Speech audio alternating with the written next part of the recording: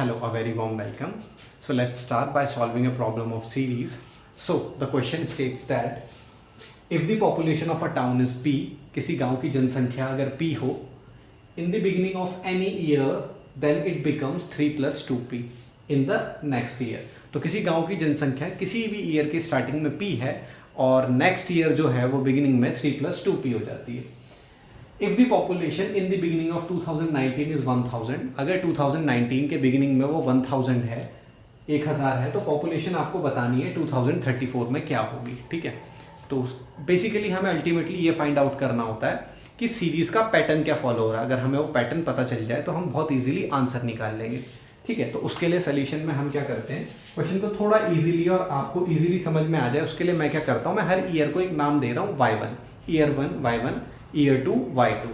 सो year 1 में population थी P, year 2 में पॉपुलेशन कितनी हो गई 3 plus 2P. ईयर 2 में पॉपुलेशन हमारे पास कितनी हो गई 3 plus 2P.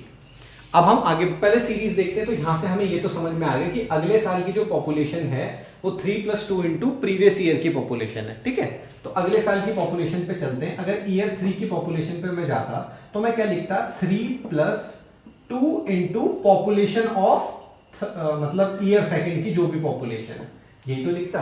ईयर सेकंड की जो भी पॉपुलेशन है वो मैं यहां पे लिखता. ठीक है, तो अब इसको अगर मैं सॉल्व करूंगा तो 3 plus 2 इंटू ईयर सेकंड की पॉपुलेशन है 3 plus 2P. डन. तो हमारे पास ये कितना हो जाएगा 3 plus 6 plus 4P. तो ये हमारे पास आ जाएगा 9 plus 4P. तो अगेन हम नोटिस कर रहे हैं कि क्या है, P अपनी जगह पे है 2, अब यहाँ पे 4P हो गया, लेकिन और 3 से यहाँ पे 9 हो गया. तो ये तो पता चल गया कि आगे वाला कुछ मल्टीपल में चल रहा है 3 के और पीछे वाला आइदर पावर में कुछ हो रहा है, यानी कंफर्मेशन अभी नहीं है.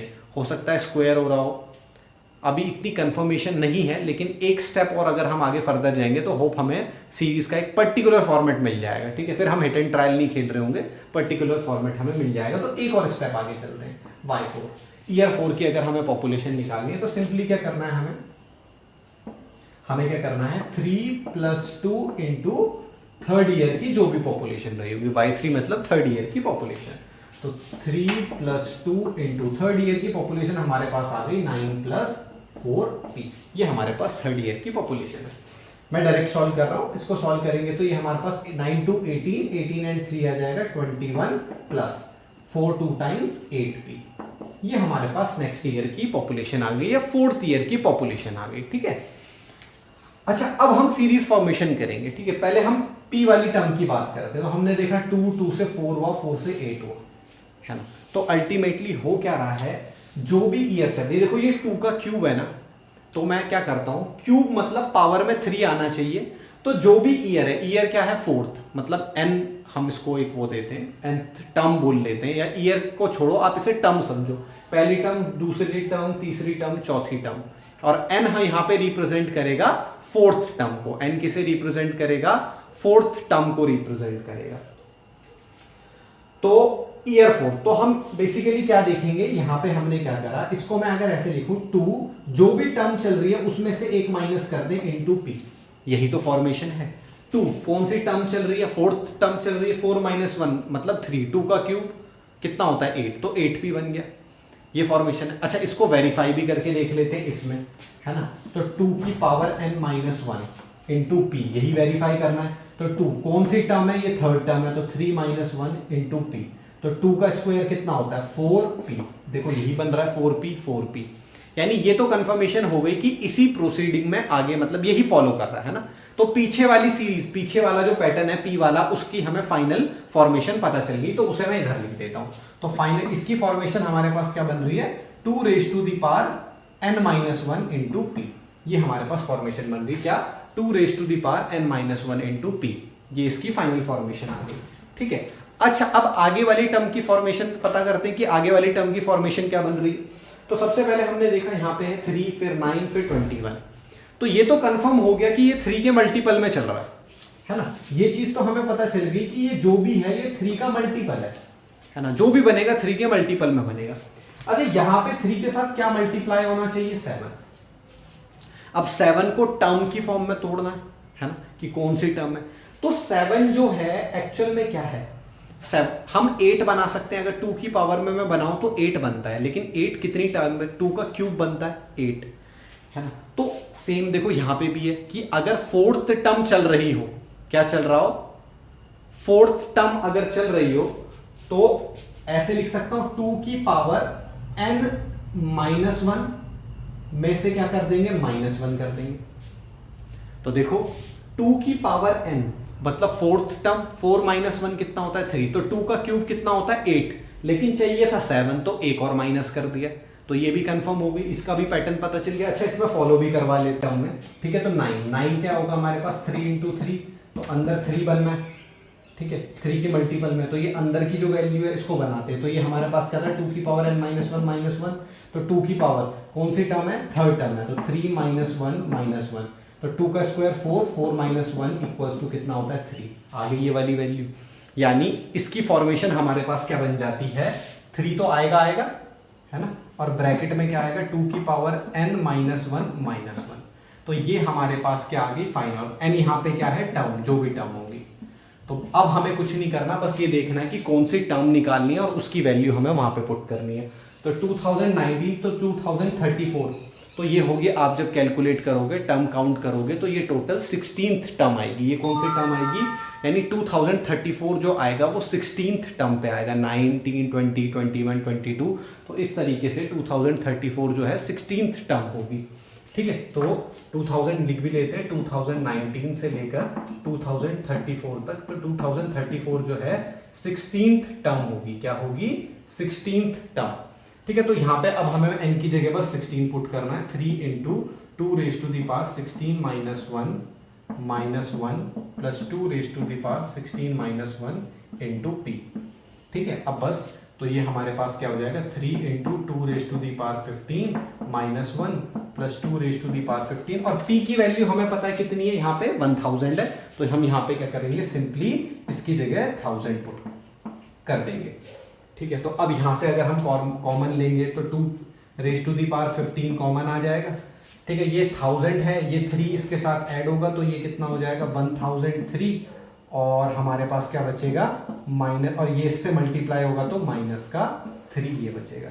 तो ये हमारे पास आएगा answer 2 raise to the power 15 into 1003 -3, तो ये है ऑप्शन हमारे पास सी।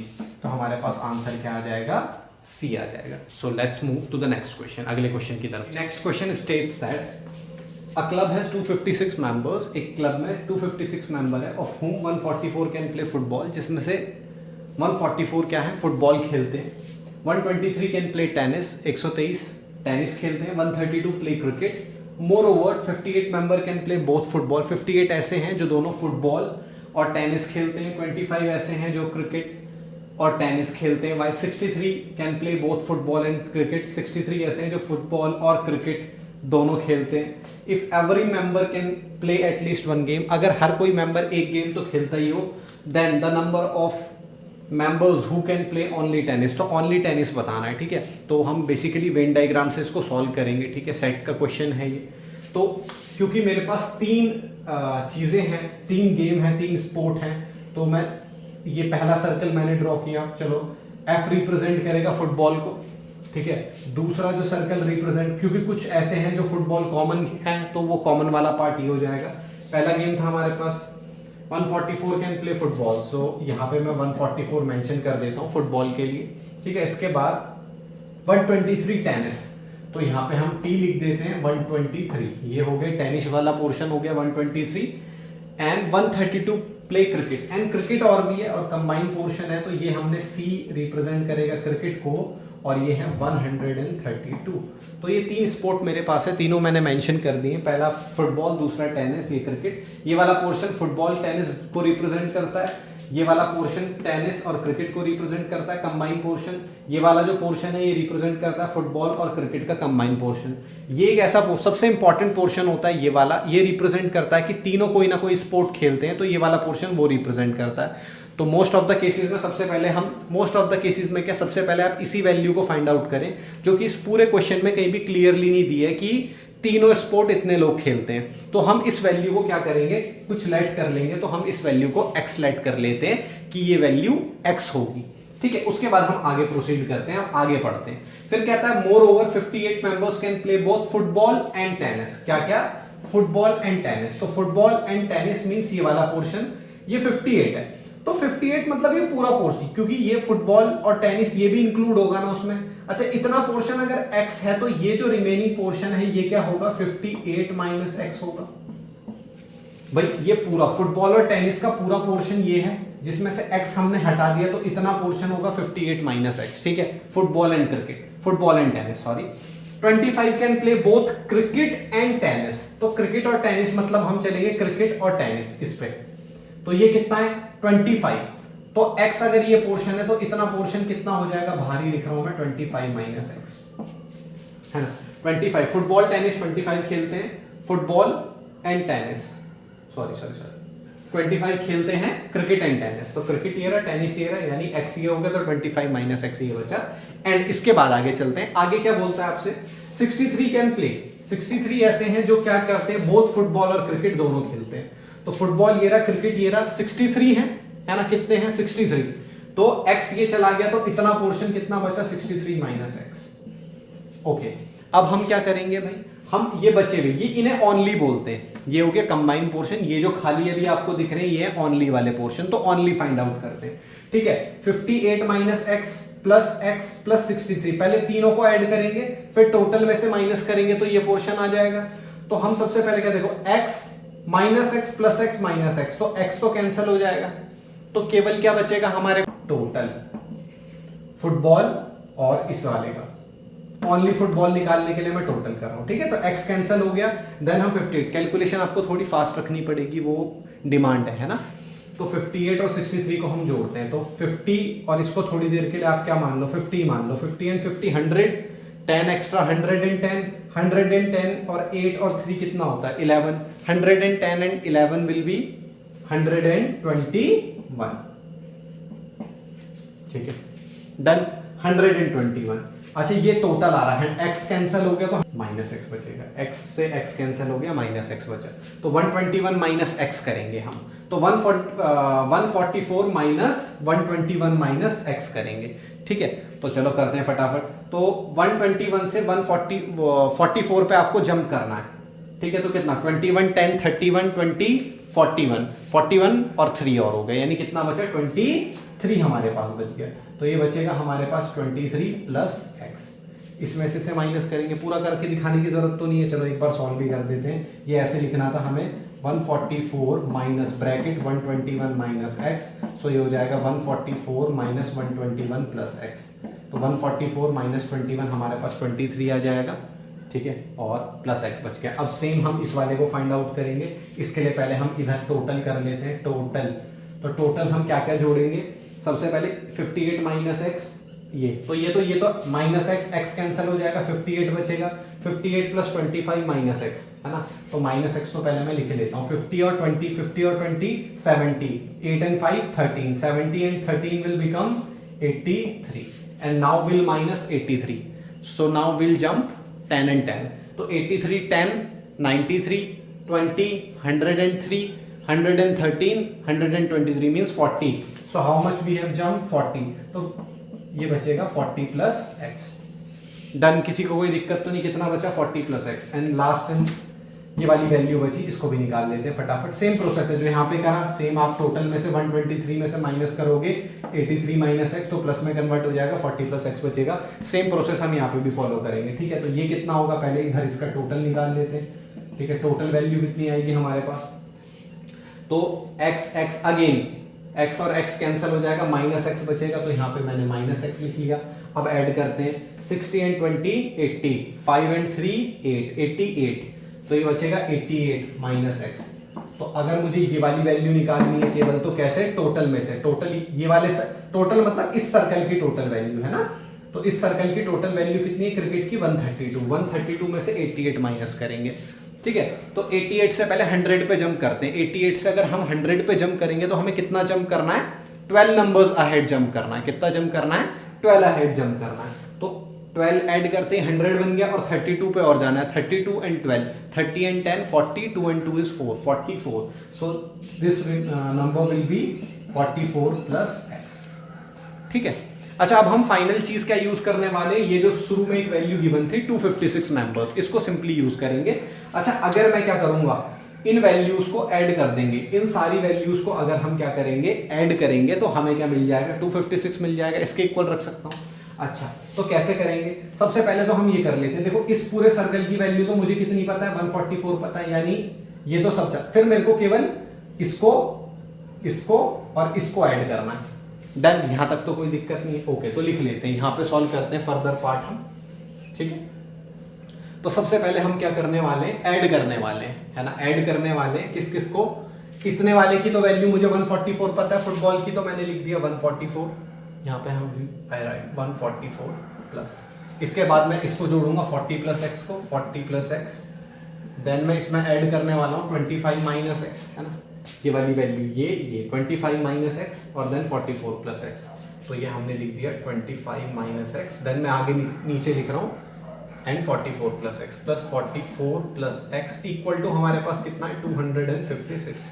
नाउ सॉल्व करते हैं, हमारे पास क्या बचा, एक्स से एक्स तो ये कैंसिल आउट हो गया, इस एक्स से एक्स कैंसिल आउट हो गया, केवल एक्स बच गया हमारे पास इधर। अच्छा, इधर भेजेंगे, ऐड करेंगे भाई, 144, 25 और 44 को ऐड करेंगे। पहले 144 और 44 को ऐड कर लेते हैं, तो हमारे पास कितना आ जाएगा 188, है ना, 40 40 80 4 4 188, 40 जोड़ेंगे 25 जोड़ेंगे तो 253 टोटल सम आ जाएगा इन तीनों वैल्यूज का। 144 प्लस 40 प्लस 25 प्लस 44 हमारे पास कितना आ जाएगा 253, इधर भेजेंगे तो माइनस आ जाएगा 256 minus 253, so the value of x will be 3। x की वैल्यू हमारे पास कितनी आ गई, 3 आ गई। x, अब मेरे को ये x कितना पता चल गया 3, इसने कहा था ओनली टेनिस, ओनली टेनिस के कितने हैं हमारे पास 40 प्लस x, है ना, only tennis is equals to 40 plus x, so x equals to कितना है 3, so answer will be 40 plus 3 43, so the answer is 43, option B. Option B is the correct answer, है ना। Okay, let's move to the next question. So the next question is A1 and A2 are in AP. A1 A2 AP की formation में है and हमें find out करना है 1/√A1 plus 1/√A2 A2 A3 and up to AN plus 1 में। तो ये AP में होने का हमें कैसे फ़ायदा मिलेगा वो हमें आगे पता चलेगा। उससे पहले इस टाइप के क्वेश्चंस कभी दिखे तो हमें सबसे पहले रेशनलाइज करके इस क्वेश्चन को मतलब इन वैल्यूज़ को रेशनलाइज करके नॉर्मल वैल्यूज़ में कन्वर्ट करते हैं, ठीक है। तो पहले मैं एक रेशनलाइज करके दिखा रहा हूँ, बाकी हम डायरेक्ट लिख के चलेंगे। तो अगर मैं इसको रेशनलाइज करूँगा तो 1/√A1 प्लस √A2, तो कैसे रेशनलाइज होगा, मल्टीप्लाई करूँगा √A1 माइनस A2 से अंडर रूट में, और नीचे भी क्या होगा A1 minus A2 under root में, ठीक है। तो ऊपर तो वैल्यू एज इट इज आ जाएगी हमारे पास क्या √A1 माइनस √A2, और नीचे हमारे पास a plus B A minus B की फॉर्मेट बनेगी, a plus B A minus B होता है √A² माइनस B², तो ये हमारे पास क्या बन जाएगा A1 minus A2, so on. आगे भी चलेंगे तो हमारे पास इससे क्या बनेगा, इसकी फॉर्मेशन क्या बनेगी √A2 माइनस A3 अपॉन ये आ जाएगा A2 minus A3 plus so on. जो सो ऑन की वैल्यू जो भी है लास्ट में इसको डायरेक्ट लिख रहा हूँ 1 अपॉन ये हम 1 कह रहा हूँ अपॉन ये आ जाएगा √AN माइनस